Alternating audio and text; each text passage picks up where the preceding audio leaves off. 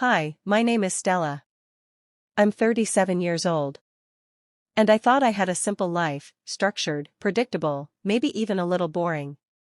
But safe. I'm an accountant. I love routines. Budgets. Knowing what to expect. And for the most part, my life was that, until the day I let someone into my home. Someone I loved. Someone I trusted. Someone I never thought would be capable of destroying me. This story isn't easy to tell. But I need to tell it. Because silence is where betrayal breeds. My husband, Marcus, is 41. We've been married for 11 years. He's a civil engineer, the kind who finds beauty in things most people ignore: angles, bridges, water pressure systems. He's not loud or flashy. He doesn't post love quotes or bring home surprise roses. But he made my coffee every Sunday. He knew my favorite snacks. He held my hand during my father's funeral and never once let go. He was my anchor. We weren't passionate anymore. But we were comfortable. We worked like a well-oiled machine. At least, I thought we did. And then there's Lydia. My younger sister. 10 years younger, actually. 27. She's wild, loud, unpredictable, and stunning. She walks into a room and people notice. Long curly hair, dimples, a body she knows how to use. We've never been close, not out of hate, but out of difference. She's fire. I'm ice. She's always been reckless: parties, toxic boyfriends, bad money habits. But she's also charming in that chaotic way. She could talk her way out of a speeding ticket with a smile. When she called me in tears last fall, I didn't hesitate. She'd lost her job, her boyfriend kicked her out, and she had nowhere else to go. So I said the one thing that would come back to haunt me. Come stay with us. She moved in 2 days later. Came through the front door with 2 duffel bags and puffy eyes. I hugged her tight. She clung to me like a child. Marcus greeted her politely. She gave him a shy little smile and said, "Thanks for letting me crash here." That night, we had pizza and wine. It almost felt nice, like family. Like we were healing something old. At first, she mostly stayed in the guest room. Slept late. Didn't talk much. She was clearly hurting. But slowly, she started coming back to life. And as she did, something else started to shift. She started wearing smaller clothes. Tiny tank tops. Bare feet. Walking around in Marcus's oversized shirts.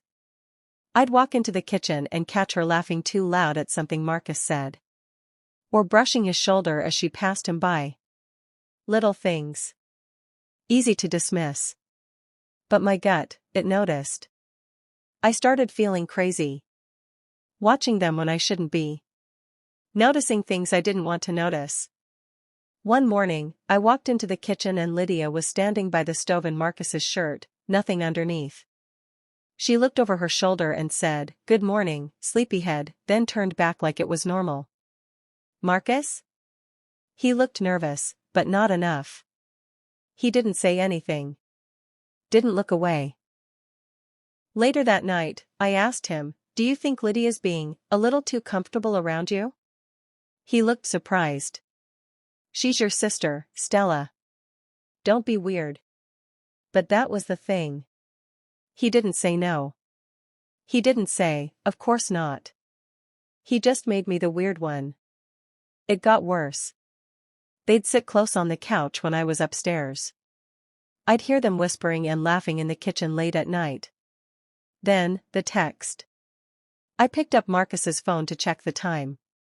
A notification popped up. It was from someone saved as L. A heart emoji. When I opened the thread, it was empty. Deleted. That was when I knew. Something had already started between them. Whether emotional or physical, I didn't know yet. But something was burning. I could feel it in the walls. I had to be sure. So I created a lie.